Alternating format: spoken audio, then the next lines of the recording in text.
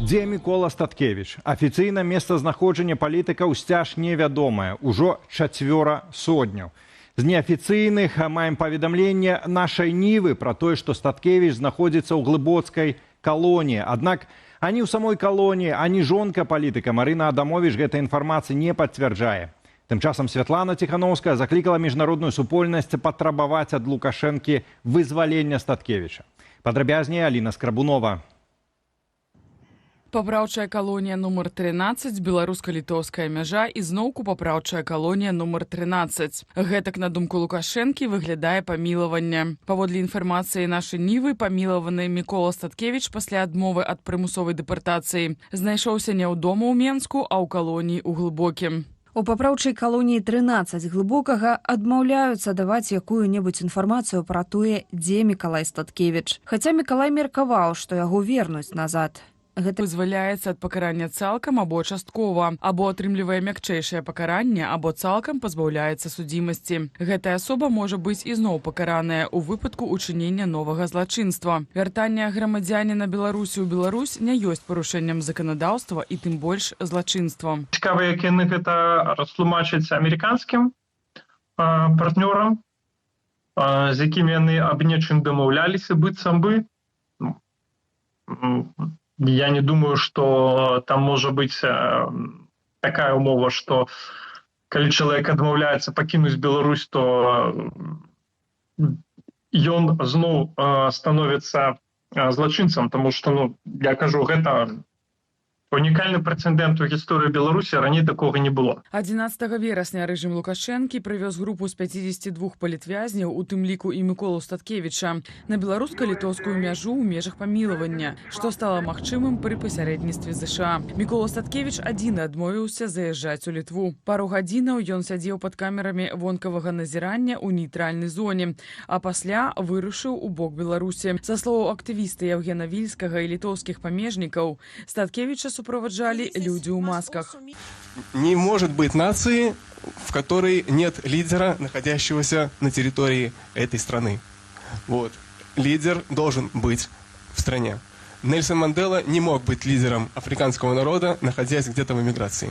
К сожалению, мы должны признать, что как минимум моральный лидер должен быть там. Поэтому Николай Статкевич остался в Беларуси. 69-гадовы палітвязень Мікола Статкевіч – даўні апанент Лукашэнкі. Будучы лідарам партыі «Народная грамада», ён ладзіў шматлікія акцыі пратэсту, браў удзел у выбарах прэзідэнта пасля 10-го года і вылучаўся на выбары ў 20-м, за што быў двойчы асуджаны. Апошняе пакаранне – 14 гадоў пазбаўлення волі Статкевіч адбываў у папраўчай калоніі ў Глыбокім ва ўмовах інкамунікада. Аліна Скрабунова, Белсат. Купюры замежных валютаў з цвіллю могуць пачаць прымаць для абмену без камісій. Пра гэта заявіў кіраўнік Нацбанку Роман Галоўченка. З ягоных словаў, фінансавы рэгулятар замовіў адмысловае даследаванне ў Нацыянальнай акадэміі навук. Паводле папярэдніх высноваў навукоўцаў, цвіль і грыбкі, якія папросту свецяцца пад ультрафіялетам, не шкодзяць паперы. Таму такія дэфекты не могуць быць перашкодаю для прыёму купюраў у абменніках. Цяпер Нацбанк хоча ўвесці гэта ў інструкцыю для абмену валютаў. Сёлета ў тык-току пачалі распаўсюджвацца відэа, у якіх беларусы скардзіліся, што банкі адмаўляюцца прымаць старыя долары і еўры, бо на іх пад ультрафіялетам заўважныя плямы цвілі. Здаць такія купюры можна толькі з 10% камісіяй. Раней Галоўченка апраўдваў гэткія захады банкаў санкцыямі, праз якія немагчыма абменьваць наяўныя долары і еўры на новыя.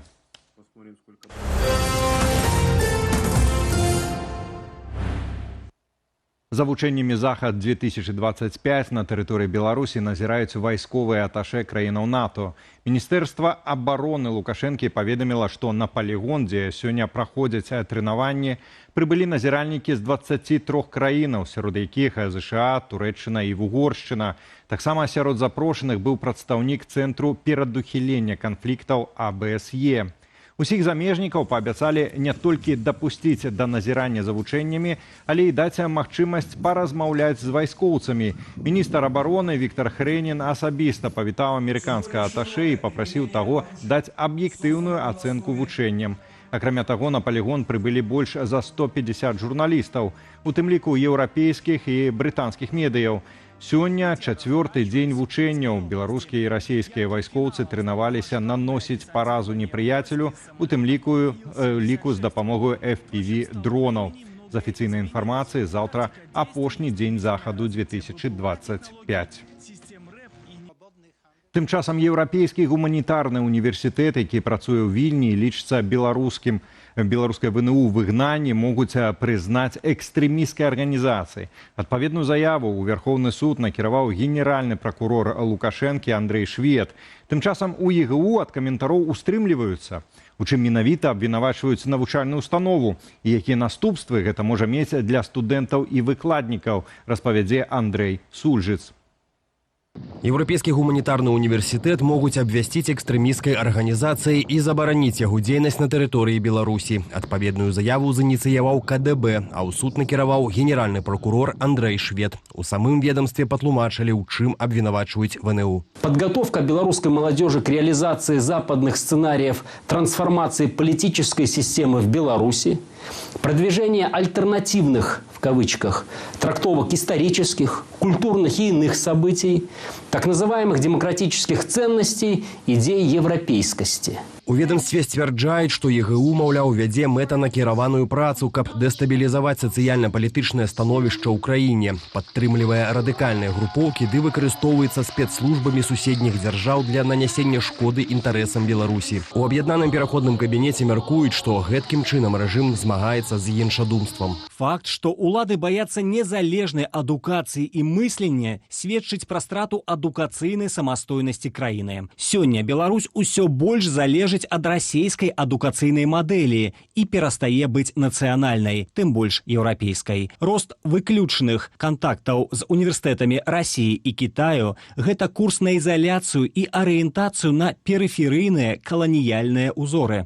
У выпадку абвяшчэння арганізацыі экстрэмісцкай практычна любыя ўзаемаадносіны з ЕГУ будуць крыміналізаваныя, тлумачыць юрыст Павел Сапелка. Аплата за навучанне, гэта будзе фінансаванне экстрэмісцкай дзейнасці, выкладчыкі будуць адказваць за садзейнічанне, мабыць, студэнты таксама будуць прыцягвацца к адказнасці за садзейнічанне. Статус экстрэмісцкай арганізацыі, якім могуць надзяліць ЕГУ, лягчэйшы за статус экстрэмісцкага фармавання і не прадугледжвае пераследу асобаў, якія раней мелі стасункі з установай. Таму былым выпускнікам у тэорыі няма чаго засцерагацца. Аднак могуць быць нюансы. Будзе залежаць вельмі ад таго, як будзе сфармуляванае рашэнне пра прызнанне экстрэмісцкай арганізацыі, з якога тэрміну ЕГУ пачаў гэтую экстрэмісцкую дзейнасць. Еўрапейскі гуманітарны універсітэт заснаваны ў Менску ў 1992 годзе, аднак пасля закрыцця ў 2004 аднавіў працу ў Вільні. ЕГУ – адна з галоўных адукацыйных пляцовак для беларусаў, якія хочуць атрымаць еўрапейскую адукацыю. У ім вучацца больш як 1000 студэнтаў, пераважна беларусаў. Андрэй Сульжыц, Белсат. Кіраўнік акупаванай расейцамі часткі ўкраіны, дакладна Херсоншчыны, Владзімір Сальда прыехаў у Менск да Лукашэнкі. Уздыхалі па савецкай мінуўшчыне, гаварылі пра супрацоўніцтва. Што было там яшчэ, распавядзе ўжо цяпер Ян Федаровіч. Кіраўнік акупаванай часткі Херсонскай вобласці ўкраіны Владзімір Сальда прыехаў у Менск.